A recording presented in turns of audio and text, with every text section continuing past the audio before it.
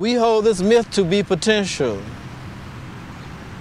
They hold that truth to be self-evident. But our myth is not self-evident because it is a mystery. I'm not part of history. I'm more a part of the mystery, which is my story.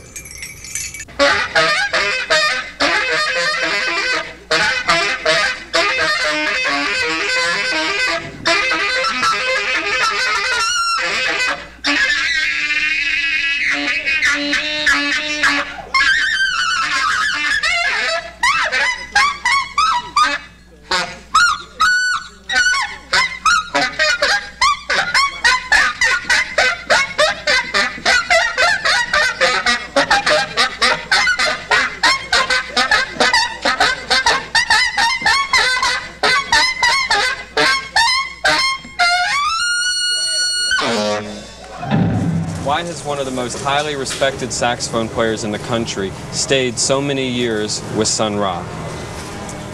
Well, he was the first one to really introduce me in the higher forms of music, you know, past what you might would say, what Bird and Monk and the fellows were doing.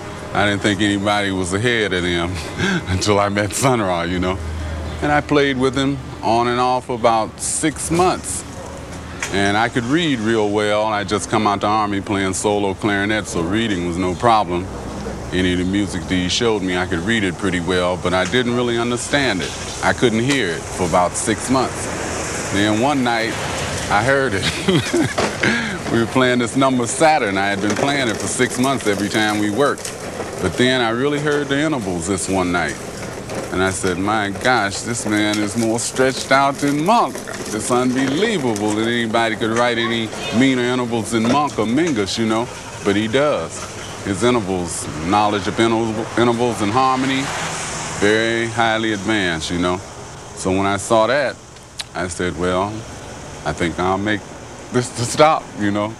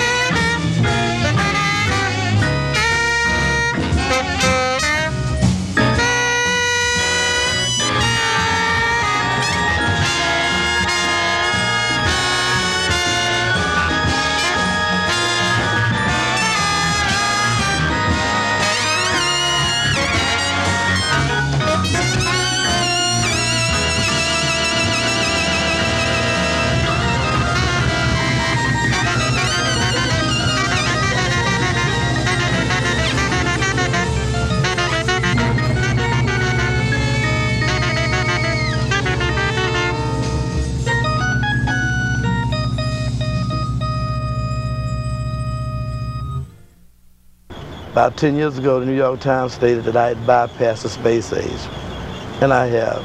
But the space age can be a bridge to the omniverse age. And that's what I'm talking about to members of the band, hoping that they will make it because it's Judgment Day for them as well as for everybody else, as to whether they can be accepted by something that's totally pure and eternal. And it's not based on righteousness, and it's not based on evil. As I said, they're teaching that God wants all the righteous people, and they're teaching that the devil wants all the unrighteous ones. But they can't get in my band that way. They might get in God's heaven by being righteous and get into the devil's kingdom by being unrighteous. That won't help them with me. There's about 6 or 7 of us. There's Marshall Allen, Elo Olmo, Jackson, Danny Thompson, Sun Ra, and myself, and guests that come through, you know. There's always a place downstairs or somebody, but basically speaking, it's between 6 and 7 of us live here at all times, you know. It works out fine, man. It organizes, everything works out unbelievable. Well, you know, like chaos, but it just works out. It comes right on in together. It's hard to even put down in words, on paper, or on film. It's like you couldn't say how that works out. Really, it just works out. It just works. It's, you know, you can get somebody from Timbuktu, man, and, you know, Sonny got that ability that leaders have of being able to pick the person that's gonna fit. And they fit. You know, whether it's for 1 gig, 10 gigs, or for the rest of you never time, know when rehearsal's gonna be. It might be at 4 in the morning, it might be at 6 in the morning, it might be from 6 in the morning to 12 at night. Right. It might be any time. You know, you just have to be ready. If you're out somewhere, you have to come on back in, you know, get a rehearsal. That hurt the social life? Social life? No. Music. You know, you got folks, when folks go out to hear music, right? Now that's their social life, right? Well, I'm getting my social life here. I'm having music all night. You know. Sometimes it's tough, you know, but the sincerity of wanting to be a part of the music, you don't really mind it, you know. You had to give at up. Time, right? You had to give up a lot of pleasures you want to get into, like maybe going out to enjoy yourself. You can't do it because you got to stay here and rehearse, you know.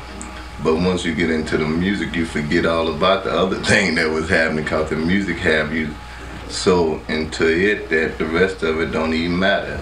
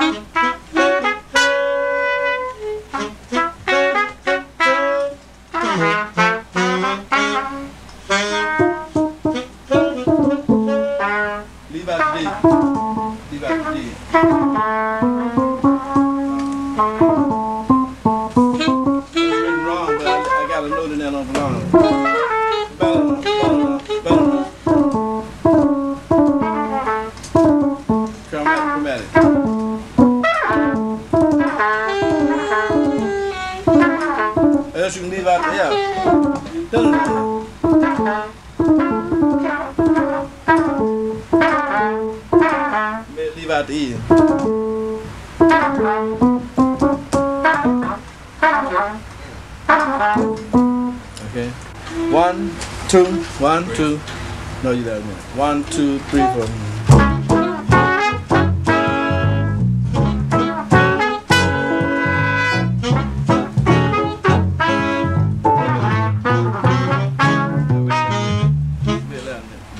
One, two, three, play.